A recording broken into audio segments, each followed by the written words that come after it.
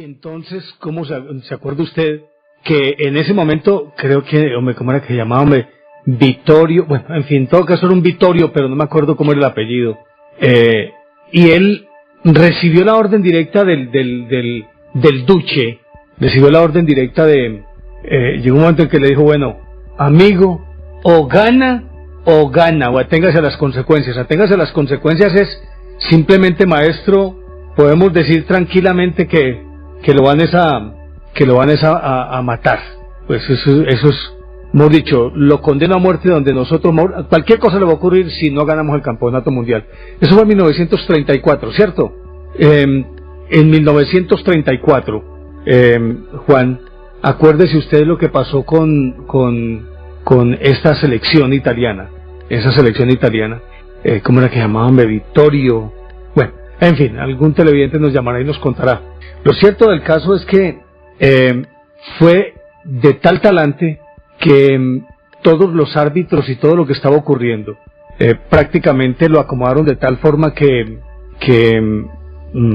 el campeonato se lo ganó Italia en 1934. No, eso fue en el 38 o en el 34. 34. En el 34. Lo cierto es que organizaron de tal manera que eso, acomodaron arbitrajes, hicieron todo lo posible para que ganara el campeonato y en efecto lo ganó. Obviamente que con una amenaza de esas, pues, la que le había hecho Mussolini, porque ese campeonato fue en Italia, pues no le quedaba más alternativa al pobre Vittorio, no recuerdo el apellido de él, el técnico, para ganar ese campeonato mundial. Y es que desde siempre el deporte, obviamente que ha sido también un instrumento o una herramienta política, dependiendo de los intereses del gobernante de turno y de la sede. Acuérdese lo que ocurrió con Hitler en 1936 con los Juegos Olímpicos, cuando él pregonaba pues la supremacía de la raza aria, y llega el negrito Jesse Owens, se le gana 4 medallas y lo humilla en pleno estadio olímpico de Múnich. 8 medallas. ¿Ah? 8 medallas. No, 4 medallas, con seguridad. Pero lo que pasa es que él no se las ganó todas de oro. Bueno, yo creo que fueron 4 medallas. Bueno. Yo creo que fueron 4 medallas. Porque 8 medallas que se hayan ganado se la acaba de ganar Phelps, el nadador, que superó la marca de Mark Spitz, que estaba en 7. En 7, sí. En 7 medallas. Pero fue muy distinto lo que ocurrió en 1934, Juan. Pues es que el deporte en general, el deporte ha sido tomado como un instrumento político desde hace mucho tiempo. Es más, desde su mismo nacimiento, se puede decir que el nacimiento de las Olimpiadas, ya como deporte, digamos, reglamentado, que deporte se está haciendo a toda hora, empezando por los animales. Los animales son los que más hacen deporte. El cachorro de cualquier animal, de cualquiera, lo verá usted practicando siempre, lo verá usted siempre entrenando para su supervivencia. Esa es la diferencia, digamos, por ejemplo, que hay en el deporte moderno y el caso del animal. El animal hace su deporte, pero lo hace porque necesita cazar o porque necesita escapar. Es decir, porque necesita perseguir o porque necesita escapar de sus perseguidores. Pero siempre tiene que estar una cuestión de supervivencia, en constante ejercicio. Y uno cree que el gato es juguetón. El gato no es juguetón. El gato lo que es un deportista tremendo. Por eso tiene esa musculatura tan especial y por eso tiene todas esas características que lo determinan o que lo señalan muy bien como un animal que está muy bien dotado físicamente, está muy bien dotado muscularmente. Y cuando se dice, por ejemplo, que un gato siempre cae parado, no es una bobada lo que están diciendo. ¿Por qué? Porque es que esa era la maldad que nosotros hacíamos, hombre. Nosotros tirábamos un gato de un balcón. Pues y nosotros es mucha gente, a mí no me meto ahí. No, usted por ahí no estaba ni en proyecto. Yo estoy hablando de mis hermanos y toda esa cantidad de pequeños pilatos, de pequeños diablillos que había en mi vecindario, que oíamos cualquier cosa y inmediatamente salíamos a comprobarla. Pero es que éramos descarados, éramos atrevidos. Entonces nosotros cogíamos un gato, por ejemplo, y lo agarrábamos de las patas y le recogíamos la cola y lo tirábamos así, y el gato se volteaba en la caída, siempre caía parado. Eso es una cosa. Te voy a contar lo que hacíamos nosotros, por ejemplo, con las cucarachas, que no sé si esto ocurriera en toda parte. Pues qué obsesión la tuya por las cucarachas, ¿no? Desde pequeño. Sí. Desde pequeño, sí. Tan Sí, bárbaro. es decir, la cucaracha se convirtió en el símbolo de mi vida. Y entonces, había cucarachas grandísimas. Nosotros cogíamos una cucaracha, le echábamos esperma en la cabeza, en esa parte queratínica, pues en la queratina que le cubre la cabeza, que entre otras cosas tiene unos ocelos, ¿no? Tiene una forma de ojos falsos. Uh-huh. Y ahí poníamos un fósforo de cabeza, lo pegábamos el fósforo de cabeza desde con la esperma todavía blanca. Qué mal. Prendíamos el fósforo por detrás. En mi pueblo no había electricidad, había una planta que la prendían por ratos, pero para ver un poco había que prender un fósforo, ¿no? Entonces, a ver, muéstrame una cucaracha. No, pero está muy pequeña, Carlos. Esa es una cachorrita, pues mejor dicho, ¿no? Está muéstrame una más grande. Sí, sí. Bueno, y entonces le prendíamos el fósforo por encima y claro, en la oscuridad se veía como esa llama caminaba, ¿no? Pues la cucaracha con ese fósforo pegado en la cabeza y recorriendo, cuando de pronto llegaba a la cabeza vea, es así, esa sí es la precisa. Muy bien, hombre. Es esa caparazón que tiene encima de la cabeza directamente, la que queratínica, tiene, sí. Queratínica y que tiene forma de ocelos, las dos manchitas que tiene a los lados. Sí, señor. Uh-huh. Bueno. No, usted es hombre, malvado. Apenas llegaba esa llama a la cabeza del fósforo, teníamos una cucaracha voladora. Oye, eso se prendía, hombre. No, pero no. Ni me sigas contando más bien. Pero a ver, ¿yo qué culpa tengo, hombre? No, qué vergüenza. Qué vergüenza. Honestamente, bueno, qué vergüenza. Te voy contando ahí para que te vas cuidando con quién estás metido. Uh-huh. Para que te pase quién tienes al frente. Devorador de cucarachas sos vos. No. Yo únicamente las quemas. Las quemo, sí. Únicamente les pongo el fósforo, mejor dicho. Sí. Nada más. Con la cabeza hacia abajo. Con la cabeza hacia abajo. Maldadoso. Pero sí, yo creo que los animales es una cuestión de supervivencia que tienen que ejercitarse para poder sobrevivir. Usted ve un guepardo como coge a una hembra, pues una madre guepardo, cómo coge a sus cachorros y cómo los entrena, o como una leona, muchas veces un cervatillo, pues o pues una cría de impala, por ejemplo, muy pequeña, la aíslan, la atrapan, pero no le hacen daño, sino que se la sueltan a los cachorros, para que los cachorros vayan tras ella y comiencen lo que aparentemente es un juego, pero realmente es un ejercicio para la caza. Es algo que deben aprender, porque eso puede hacer la diferencia entre la vida y la muerte para ellos más tarde, y eso es absolutamente cierto. Y recuerde que desde que el hombre se organiza, después de que baja de los árboles, que se convierte en bípedo, los clanes o las familias o los grupos, como los quiera llamar, necesariamente tenían que estar no solo en permanente caminata para ir tras las frutas que caían como recolectores de frutas, sino también era una cuestión de supervivencia para escapar de los cambios abruptos de clima. Ahora uno encuentra que las aves, bueno, ahora no, desde siempre, las aves, por ejemplo, migran dependiendo de la estación, migran en una u otra dirección buscando siempre un clima más benigno, no solamente para las crías, sino también para poder alimentarse lo suficiente y prepararse con ello para el invierno. Donde haya comida, hombre. Exactamente. Los seres humanos, obviamente que tenían que hacer lo mismo. Tenían que ir en pos de donde se encontraba la comida, y era un permanente movimiento. Pero como había hordas o bandas de otros grupos que iban tras lo mismo, y no se paraban en pelos para quitarle la comida a quien la tenía, pues lógicamente tenían que ejercitarse para la lucha. Y tengo entendido que así nace el deporte.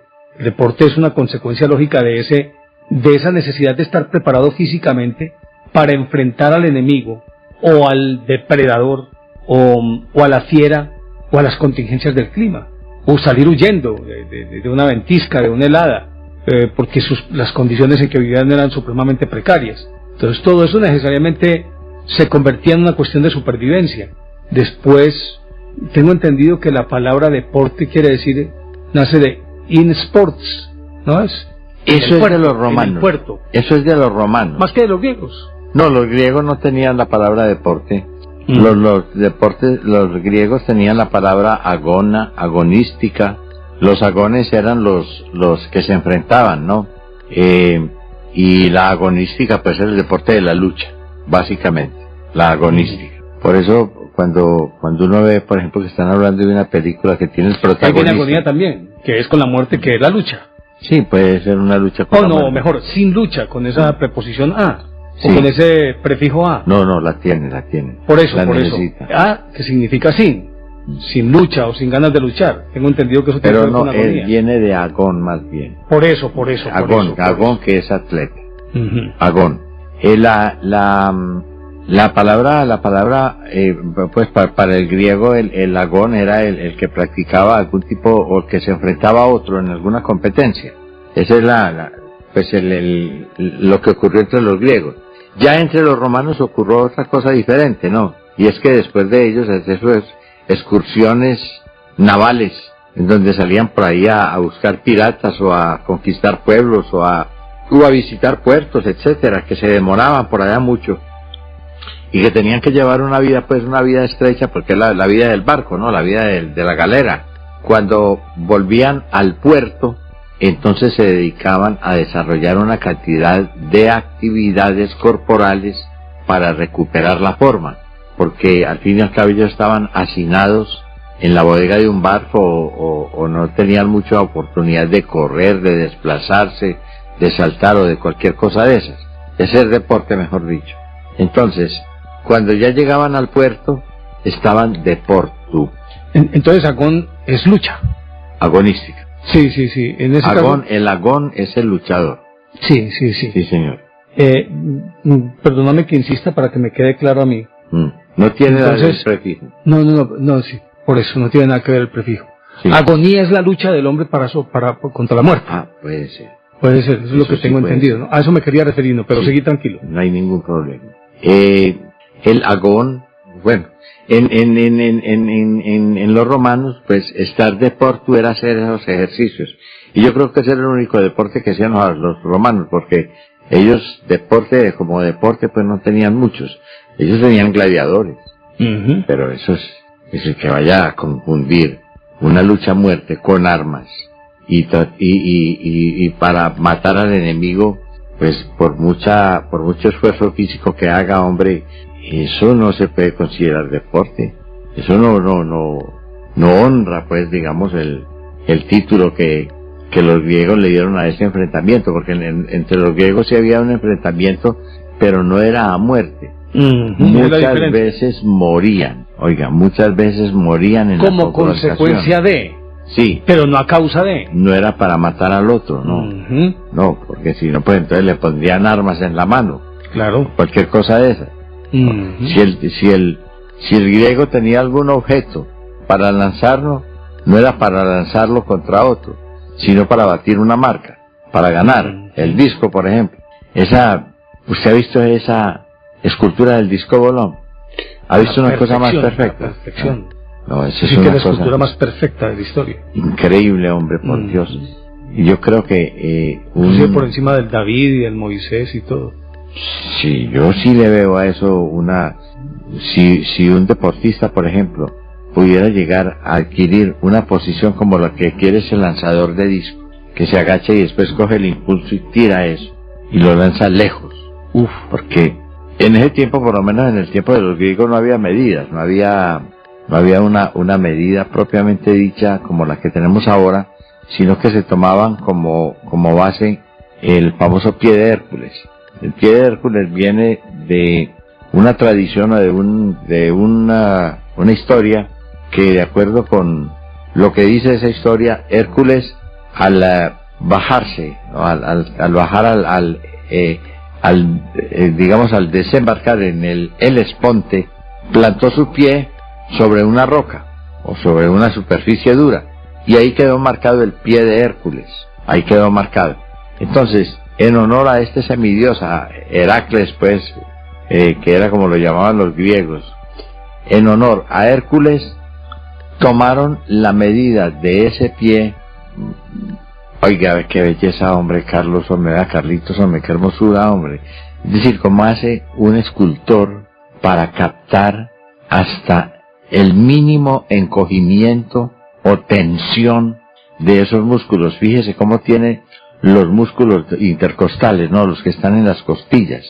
Después los ventrales, los que están ahí en el pectoral,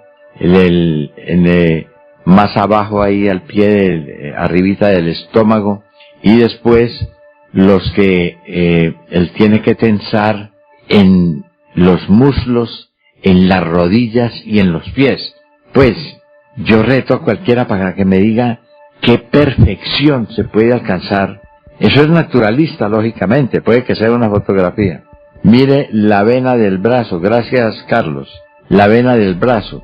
Imagínese usted, hombre, eso no tiene igual, eso no tiene parangón, hombre. Yo creo pues que si hay algo que lo puede impresionar a uno es ver este famoso discóbolo, que representa precisamente a ese atleta que lanza el disco y lo lanza lejos. Y me imagino que lo lanzaban muy lejos. Entonces tomaron como medida el pie de Hércules o el pie de Heracles, que medía 33 centímetros. O sea, Hércules tenía unos pies más o menos grandes, pues no siempre eran grandes. No se ha cambiado esa medida. Hoy todavía en algunas comunidades, por ejemplo como la comunidad inglesa o la americana, se utiliza el foot, que es se tiene unas medidas que no pertenecen al sistema, no sé cómo se llama, decimal, ¿no? O sexagesimal. Ellos toman la pulgada, que son medidas más corporales, digamos, que tienen que ver con por ejemplo, la pulgada, pues que tiene que ver con esta articulación o con esta falange que tiene el dedo pulgar, la que tiene el dedo pulgar, ¿no? Esa es la famosa pulgada. Y el pie, pues lógicamente que era la medida del pie, pero el pie de Hércules, que medía 33 centímetros. O mejor dicho, la tercera parte, muchas gracias. Patoncito más bien. Más bien patoncito, pero es la tercera parte de 1 metro. Pues hombre, eso lo tomaban ellos como medida y de ahí sacaban, pues, otras medidas más grandes, ¿no? Por ejemplo, el estadio, que eran, ¿usted se acuerda con las 200 pies de Hércules? Creo 180 tal vez. Por lo menos recuerdo lo de los judíos, que eran como 180. Bueno, en fin. La carrera de los 200 metros era 3 estadios, o sea, eran 600 pies. Bueno, y ahí sí no me meto, no sé. Bueno.